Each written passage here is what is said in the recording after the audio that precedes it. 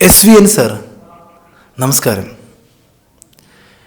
കഴിഞ്ഞ എപ്പിസോഡുകളിൽ സ്ത്രീകളെക്കുറിച്ചുള്ള വിവിധ വിഷയങ്ങൾ നമ്മൾ സംവദിച്ചു.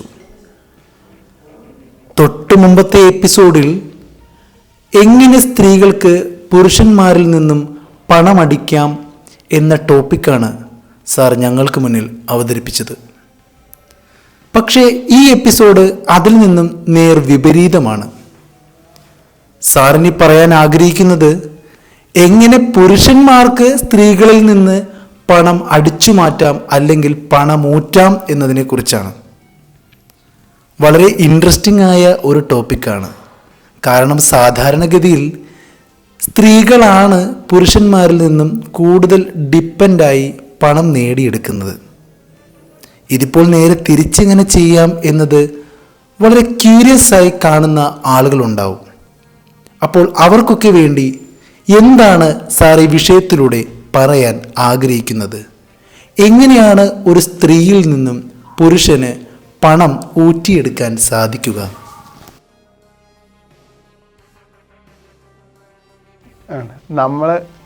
നമ്മൾ പുരുഷന്മാർക്ക് മെയിനായിട്ട് വേണ്ടത് പണം മാത്രമാണ്. എല്ലാവർക്കും പണം തന്നെ വേണ്ടത്. പക്ഷെ പണമില്ലാത്ത പുരുഷന് ഒരാളും വില വയ്ക്കില്ല. എനിക്ക് പണമില്ലാണ്ടിരുന്നപ്പോൾ എന്തൊക്കെ പ്രശ്നങ്ങൾ ഉണ്ടായിട്ടുണ്ടെന്ന് എനിക്ക് നന്നായിട്ടറിയാം. പണമില്ലാത്ത പെണ്ണിനെ വണച്ച ആൾക്കാർ വില വയ്ക്കായിരിക്കും, അവളെ താങ്ങി നടക്കാൻ ആൾക്കാരുണ്ടായിരിക്കും, അവൾക്ക് വേണ്ട കൊണ്ടുപോകാൻ ആൾക്കാരുണ്ടായിരിക്കും. ഒരാളല്ലെങ്കിൽ വേറൊരാൾ ഒരു സ്ത്രീക്ക് വന്നും കൊണ്ടേയിരിക്കും. അത് അവർ ജീവിതാവസാനം വരെ അങ്ങനെ തന്നെയായിരിക്കും. അവർ കുട്ടിയായിക്കോട്ടെ, യൗവനത്തിലായിക്കോട്ടെ, വയസ്സായിക്കോട്ടെ, അതാത് പ്രായത്തിലുള്ള ഏതെങ്കിലും ഒരാൾ കൂട്ടിന് അവർക്ക് ഉണ്ടാവും ചെയ്യും. അവർക്ക് വേണ്ടി ചെയ്തു കൊടുക്കാൻ ആരെങ്കിലും വരും, ഏതെങ്കിലും ഒരാണ് എന്തായാലും വരും. അതൊരു ഉറപ്പുള്ള കാര്യമാണ്. അതാണ് സ്ത്രീകളുടെ പ്രത്യേകത. പക്ഷെ ഒരു പുരുഷന്റെ അവസ്ഥ അങ്ങനെയല്ല. ഒരു ആൺകുട്ടി ജനിച്ച അവൻ ജനിക്കുമ്പോൾ അവനെ സ്നേഹിക്കാൻ ഇഷ്ടം പോലെ ആൾക്കാരുണ്ടാവും. അവനൊരു 15-20 പ്രായം വരെയും എല്ലാവരും അവനെ സ്നേഹിക്കും. അവന് വീട്ടുകാരുണ്ടാവും, കൂട്ടുകാരുണ്ടാവും, എല്ലാം ഉണ്ടാവും. പക്ഷെ അവൻ ഒരു ടീനേജിൽ കഴിയുമ്പോൾ ഓട്ടോമാറ്റിക്കലി സ്നേഹം കിട്ടണ കമ്മിയായി വരും. ആ സ്നേഹം കിട്ടാൻ വേണ്ടിയിട്ടാ ഒരാണ് ശരിക്കും പറഞ്ഞാൽ മെയിനായിട്ട് ഒരു പെണ്ണിൻ്റെ അടുത്തേക്ക് പോണത്. ടീനേജിൽ അങ്ങനെയാണ് കൂടുതൽ സംഭവിക്കുന്നത്. പക്ഷെ എന്താ വെച്ചാൽ അത് എങ്ങനെ വാങ്ങണം എന്നുള്ളത് ഒരു ആണിന് ശരിക്കും അറിയില്ല. പിന്നെ ഒരു യൗവനമൊക്കെ ആകുമ്പോൾ അവനെ സ്നേഹിക്കാൻ പിന്നെ അച്ഛനും അമ്മയും മാത്രമേ ഉണ്ടാവുള്ളൂ, ബാക്കി ആരും ഉണ്ടാവില്ല. പിന്നെ ഒരു കല്യാണമൊക്കെ കഴിഞ്ഞ് എന്താ സംഭവിക്കുക വെച്ചാൽ അവന് സ്നേഹം കൊടുത്താൽ മാത്രമേ അവന് സ്നേഹം കിട്ടുള്ളൂ. അതാണ് ഒരാണിൻ്റെ പ്രത്യേകത. അവന് സ്നേഹം കൊടുത്തില്ലെങ്കിൽ, ഒരു കെയർ കൊടുത്തില്ലെങ്കിൽ അവന് തിരിച്ച് കിട്ടില്ല. അച്ഛനമ്മയുടെ നിന്ന് കിട്ടില്ല എന്ന് പറയാൻ പറ്റില്ല. അച്ഛനമ്മയും മാത്രമേ തന്നെ ഉണ്ടാവുള്ളൂ. പക്ഷെ അവർ കഴിഞ്ഞാലോ സ്നേഹം കൊടുത്താൽ മാത്രമേ എന്തായാലും സ്നേഹം കിട്ടുള്ളൂ. പിന്നെ സ്നേഹം കൊടുത്താലും കിട്ടാണ്ടാവും. വയസ്സായ ഒരാണിന് ഒരു പെണ്ണിന് കിട്ടുന്ന ഒരു കെയറോ സെൽഫ് റെസ്പെക്റ്റോ ഒന്നും ഒരു ആണിന് കിട്ടില്ല. അത് 100% ഉറപ്പുള്ള കാര്യമാണ്. നിങ്ങളൊന്ന് ആലോചിച്ച് നോക്കിക്കോളൂ. നിങ്ങളുടെ മുത്തശ്ശനെ ആരെങ്കിലും കെയർ ചെയ്യുന്നുണ്ടോ? നിങ്ങളുടെ മുത്തശ്ശൻ നിങ്ങളെ കെയർ ചെയ്യായിരിക്കും. പക്ഷെ നിങ്ങളുടെ മുത്തശ്ശനെ ആരെങ്കിലും കെയർ ചെയ്യുന്നുണ്ടോ? വല്ല ആവശ്യത്തിന് നിങ്ങളുടെ അച്ഛൻ എന്തെങ്കിലും സഹായം ചെയ്യുന്നല്ലാണ്ട് വല്ല ഇപ്പോൾ വയ്യായ്മൊക്കെ വന്ന് നിങ്ങളുടെ അച്ഛൻ വേണിച്ച് എടുത്തുകൊണ്ട് ഓടുകയൊക്കെ ചെയ്യായിരിക്കും. പക്ഷെ എന്നാലും ആരോഗ്യമില്ലാത്ത ഒരാളാണെങ്കിലോ അവോയ്ഡ് ചെയ്യുള്ളൂ. അതാണ്, കൊടുത്താൽ മാത്രമേ കിട്ടുള്ളൂ. പിന്നെ അങ്ങോട്ട് സ്നേഹം കൊടുത്താലും കിട്ടാത്തൊരവസ്ഥയാണ്. പക്ഷെ അപ്പോഴും ഒരു ആണിന് പണവും പവറും ഉണ്ടെങ്കിലോ എല്ലാവരും ഉണ്ടാവും. അതാണ് ആണിൻ്റെ മാത്രം പ്രത്യേകത. ആണുങ്ങൾക്ക് ശരിക്കും പറഞ്ഞ് ജീവിച്ചു പോകാൻ നല്ല കഷ്ടമാണ് ഒരു സൊസൈറ്റിയിൽ. കാരണം അവന് വിലയുണ്ടെങ്കിൽ അവൻ പണം വേണം. പണം ഉണ്ട് കാണിച്ചാലേ അവന് വില ഉണ്ടാവുള്ളൂ. അതുപോലെ ഒരാണും ഒരിക്കലും ഒരു സ്ഥലത്ത് എപ്പോഴും പെട്ടെന്ന് പ്രത്യക്ഷപ്പെടരുത്. എന്നാലും അവന് ഒരു വിലയുണ്ടാവില്ല. നിങ്ങൾ വേണിച്ച ടൈം വൈകിയോ അല്ലെങ്കിൽ ആ ഫങ്ഷനോ പോവാണ്ടേ ഇരിക്കുകയാണെങ്കിൽ, അല്ലെങ്കിൽ എന്തെങ്കിലും കാര്യത്തിന് പെട്ടെന്ന് പ്രത്യക്ഷപ്പെടാണ്ടിരിക്കുകയാണെങ്കിൽ അപ്പോഴും നിങ്ങളുടെ വില വലുതാവും. അങ്ങനെയൊക്കെ ആണിന് വേണ്ട. പെണ്ണിന് ഏതെങ്കിലും രീതിയിൽ എങ്ങനെയായാലും ആരെങ്കിലും സഹായിക്കുന്നുണ്ടാവും. പക്ഷെ ആണിനെ അങ്ങനെ സഹായിക്കാൻ ഒരാളും ഉണ്ടാവില്ല. അവനൊന്നില്ലെങ്കിൽ ജോലിക്ക് പോകണം, അല്ലെങ്കിൽ ബിസിനസ് ചെയ്യണം, അല്ലെങ്കിൽ കുടുംബ സ്വത്ത് എന്തെങ്കിലും അവന് കിട്ടണം. എന്നാൽ മാത്രമേ അവന് പൈസ കിട്ടുള്ളൂ. അല്ലാണ്ട് പിന്നെ നമ്മുടെ സബ്ജക്റ്റ് വെച്ച് നോക്കുകയാണെങ്കിൽ ആണിന് മാനിപ്പുലേറ്റ് ചെയ്തിട്ട് പൈസ വാങ്ങാൻ പറ്റും.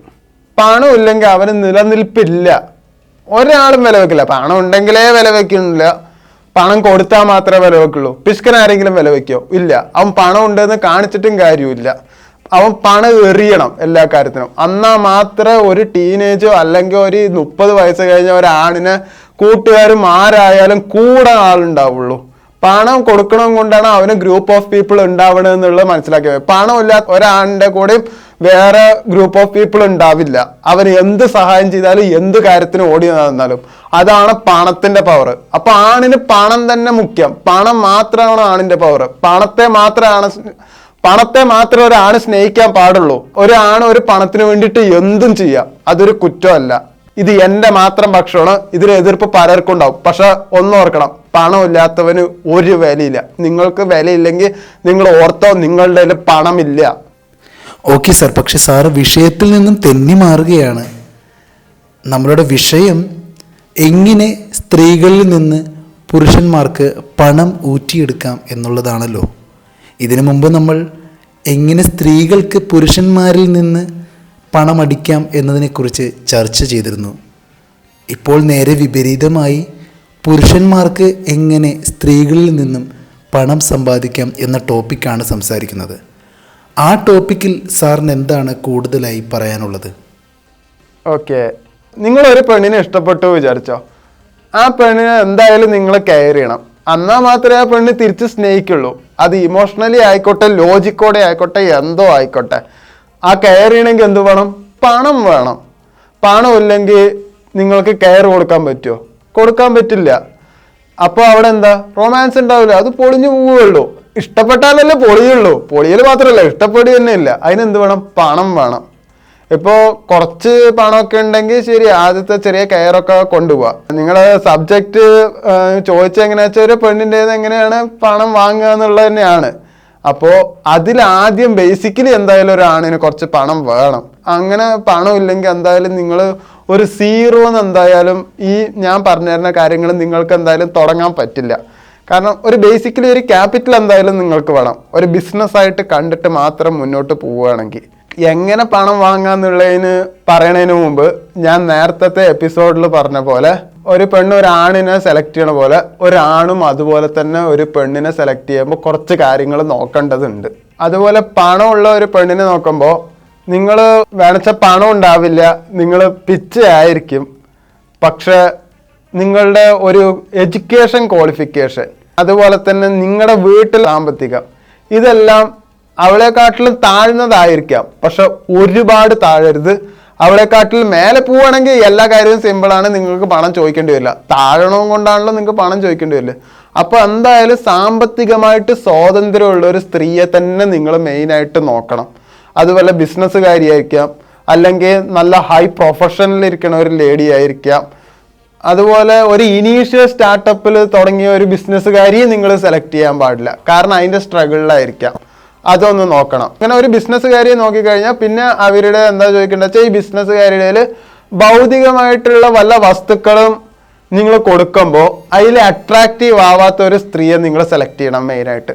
നിങ്ങളിപ്പോൾ ഒരു സ്വർണ്ണമാല കൊടുത്തു വിചാരിച്ചോ, അല്ലെങ്കിൽ സ്വർണ്ണമോതിരം കൊടുത്തു വിചാരിച്ചോ, അല്ലെങ്കിൽ നിങ്ങൾ എന്തെങ്കിലും ഒരു ജീവനില്ലാത്ത ഒരു വസ്തു കൊടുത്തു വിചാരിച്ചോ, അത് സാധാരണ ഒരു മിഡിൽ ക്ലാസ് ഒരു നോർമൽ ആയിട്ടുള്ള ഒരു ലേഡിക്ക് ഇഷ്ടപ്പെടുന്ന ഒരു സാധനമായിരിക്കാം. പക്ഷെ അങ്ങനെ കുറച്ച് നല്ല ഫിനാൻഷ്യൽ ഫ്രീഡം ഉള്ള ഒരു സ്ത്രീ, മെയിനായിട്ട് പറയണ ഒരു ആൽഫ ഫീമെയിൽ, ഒരു സിഗ്മ ഫീമെയിൽ ഒന്നും അങ്ങനെ ഭൗതിക വസ്തു കൊടുത്താൽ ഇംപ്രസ് ആവില്ല കൂടുതലും.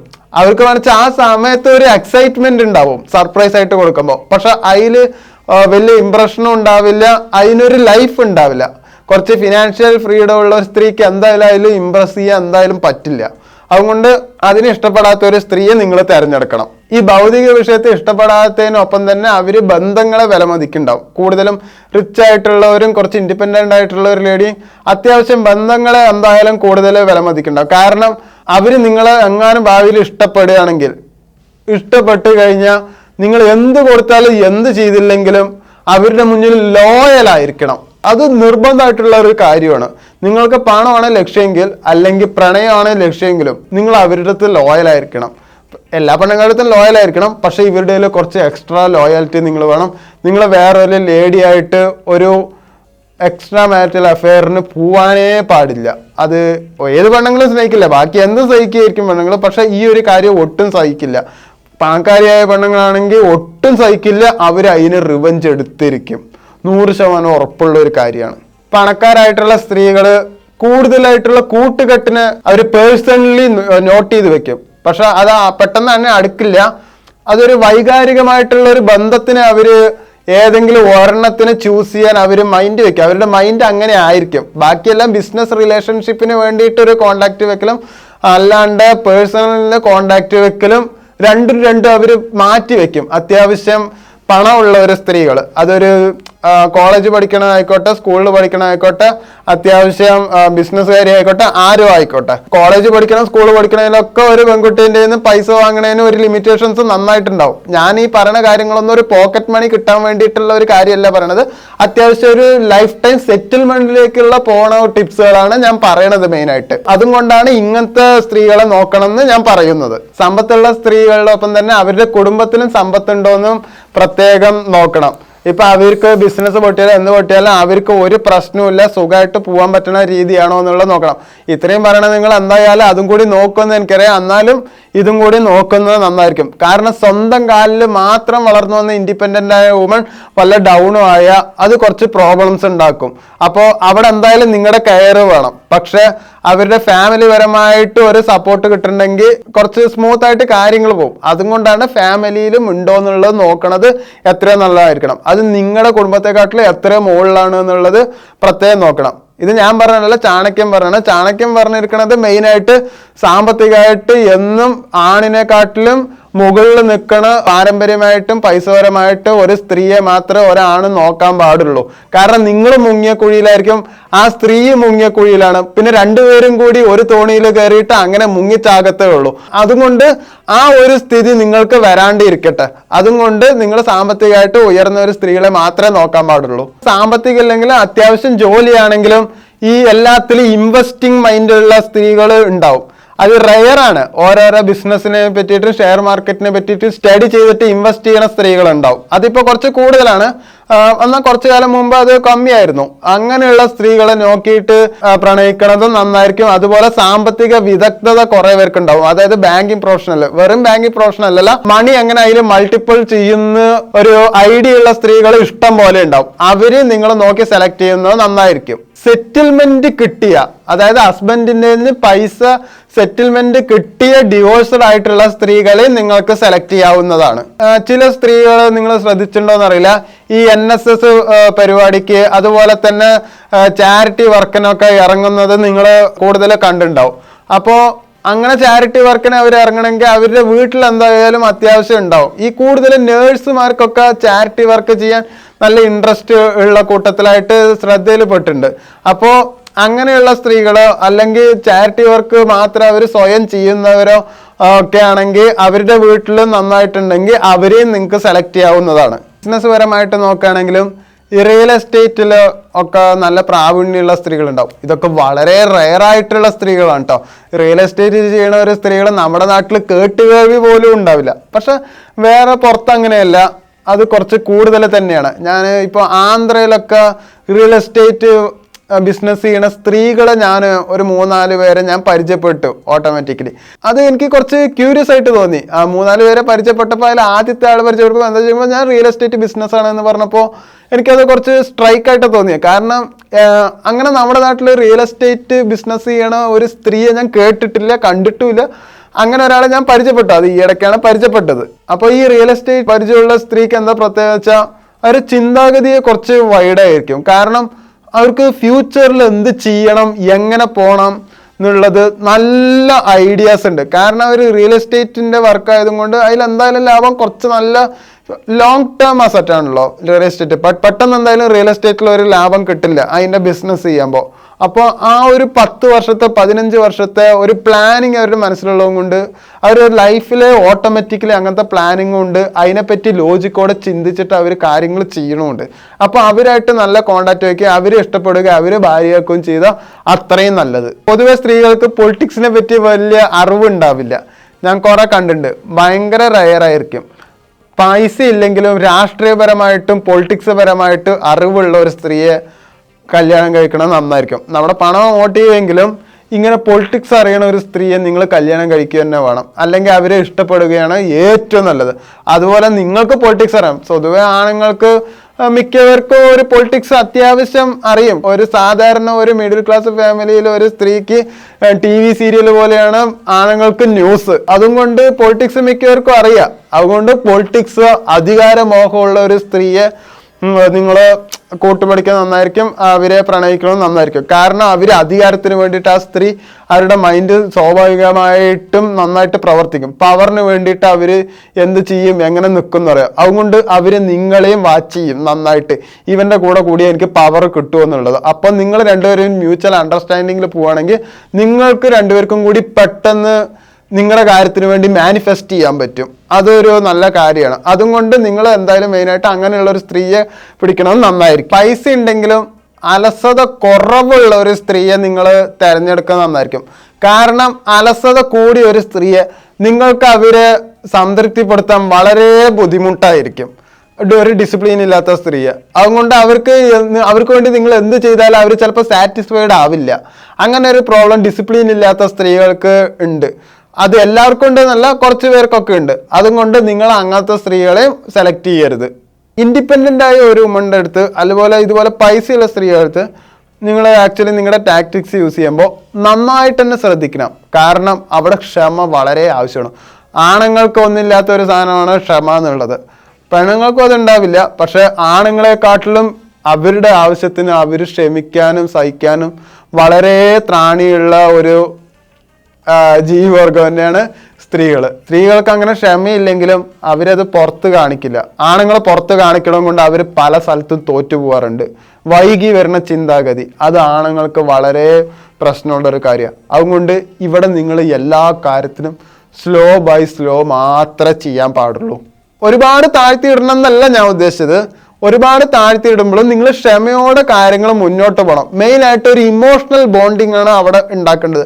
ഈ ഇമോഷണൽ ബോണ്ടിങ് ഉണ്ടാക്കുമ്പോൾ നിങ്ങൾ എന്താ ശ്രദ്ധിക്കേണ്ടത് വെച്ചാൽ, ഇപ്പോൾ ഇൻഡിപെൻഡൻ്റ് ആയ വുമൻസിന് കുറേ പ്രോബ്ലംസ് ഉണ്ടാവും. അവരെന്തായാലും ബിസിനസ് ചെയ്യണം കൊണ്ട് ഹൈ ലെവൽ പ്രൊഫഷൻ ആയതുകൊണ്ട് അതിൻ്റെ പ്രോബ്ലംസ് ടെൻഷൻസ് എപ്പോഴും ഉണ്ടാവും. അതിൻ്റെ ഇടയിൽ നിങ്ങൾ അധികം വിളിച്ച് ശല്യപ്പെടുത്താണ്ടിരിക്കുക. മീൻസ് അങ്ങനെ അവോയ്ഡ് ചെയ്യണം എന്നല്ല ഉദ്ദേശിച്ചത്. അവർക്ക് എന്തെങ്കിലും നിങ്ങളുടെ ടൈമിന് ചിലപ്പോൾ അവരെ കിട്ടിയിട്ടുണ്ടാവില്ല. അവർ മനസ്സിൽ പാതിരാത്രിക്കൊക്കെ ആയിരിക്കും വീട്ടിൽ വരുന്നുണ്ടാവുക. അപ്പോൾ അവർക്ക് അന്നത്തെ പ്രശ്നങ്ങൾ എന്താണെന്ന് അവർ നിങ്ങളുടെ അടുത്ത് പറയുകയാണെങ്കിൽ അത് മൊത്തം കേട്ടിട്ടിരിക്കുക, ഒന്നും ചെയ്യണ്ട. അത് അവരുടെ പ്രശ്നമായിരിക്കാം. ആ പ്രശ്നം അവർ പറഞ്ഞ് തീരട്ടെ. അതിൻ്റെ ഇടയിൽ നിങ്ങൾ സോൾവ് ചെയ്യേണ്ട കാര്യങ്ങൾ പറയാണ്ടിരിക്കുക. ഒരു സാധാ സ്ത്രീ ആണെങ്കിൽ, ഒരു ഇൻഡിപെൻഡൻ്റ് ആയ സ്ത്രീ ആണെങ്കിൽ അവർക്ക് പ്രോബ്ലംസ് പറയുമ്പോൾ അതിന് സൊല്യൂഷൻ്റെ ആവശ്യമില്ല. സ്ത്രീകൾക്ക് മാത്രമല്ല മിക്കവർക്കും സൊല്യൂഷൻ്റെ ആവശ്യമില്ല. പ്രത്യേകിച്ച് സ്ത്രീകൾക്ക് സൊല്യൂഷൻ്റെ ആവശ്യമില്ല. അവരെന്താ പ്രോബ്ലം പറഞ്ഞാൽ അവർക്ക് ആ പ്രോബ്ലം ഒരാളുടെ അടുത്ത് പറയണം, അത്രേ അവർക്ക് ആഗ്രഹമുള്ളൂ. അത് മിണ്ടാണ്ട് ഒന്ന് കേട്ടിട്ടിരിക്കുക. അവരത് പറയാൻ 1 മണിക്കൂറൊക്കെ ഉണ്ടാവും, 1.5 മണിക്കൂർ 2 മണിക്കൂർ അവർ ഇങ്ങനെ നിർത്താണ്ട് പറയാൻ. ചിലപ്പോൾ പറഞ്ഞ തന്നെ വീണ്ടും ആവർത്തിച്ച് പറഞ്ഞുകൊണ്ടിരിക്കും. അവരവരുടെ ഫ്രസ്ട്രേഷൻ തീർക്കണം. അതൊന്ന് തീർക്കട്ടെ. അത് വേണിച്ചാൽ നിങ്ങളുടെ അടുത്ത് ചൂടാവുമായിരിക്കും. നിങ്ങൾ വൈകിയനോ, ലൈറ്റ് ഓഫ് ചെയ്തേനോ, കഥവ് തുറക്കാൻ വൈകിയനോ, ഇതിനൊക്കെ ആയിരിക്കും ചിലപ്പോൾ അവർ ചൂടാവുണ്ടാവുക. അതൊന്നും ഒരു ബോധമല്ല. അവരവിടുത്തെ വർക്ക് പ്രഷർ നിങ്ങളുടെ അടുത്ത് ആ ഫ്രസ്ട്രേഷൻ തീർക്കണം. അല്ലാണ്ട് നിങ്ങളോടുള്ള ദേഷ്യവും നിങ്ങളോടുള്ള ഇഷ്ടക്കേടൊന്നുമല്ല. ആ ഫ്രസ്ട്രേഷൻ തീർക്കണവരെ കേട്ടുകൊണ്ടിരുന്നാൽ മാത്രം മതി, വേറെ ഒന്നും ചെയ്യേണ്ട ആവശ്യമില്ല. ഇതാണ് ഇമോഷണൽ ബോണ്ടിങ് ഉണ്ടാക്കണതിൻ്റെ ആദ്യത്തെ സ്റ്റെപ്പ്. ഇനി അടുത്ത ഇമോഷണൽ ബോണ്ടിങ്ങിലെ രണ്ടാമത്തെ സ്റ്റെപ്പ് എന്താ വെച്ചാൽ, അവരുടെ പ്രശ്നങ്ങളൊക്കെ നിങ്ങളുടെ അടുത്ത് പറഞ്ഞു കഴിഞ്ഞു. പിന്നെ അടുത്തത് നിങ്ങളുടെ പ്രശ്നം എന്തെങ്കിലും ഉണ്ടെങ്കിൽ അപ്പം തന്നെ പറയണമെന്നില്ല. ഒരു ഗ്യാപ്പ് ഇട്ടിട്ട് 1 ദിവസം 2 ദിവസം 3 ദിവസം ഒരു 4 ദിവസം ഗ്യാപ്പ് ഇരിക്കട്ടെ. ഗ്യാപ്പ് ഇട്ടിട്ട് നിങ്ങളെ എന്തെങ്കിലും പ്രശ്നം ഉണ്ടെങ്കിൽ പ്രശ്നം അവരുടെ അടുത്ത് പറയുകയും ചെയ്യുക. ആ പ്രശ്നത്തിനൊപ്പം നിങ്ങൾ ചേർക്കേണ്ട എന്താ വെച്ചാൽ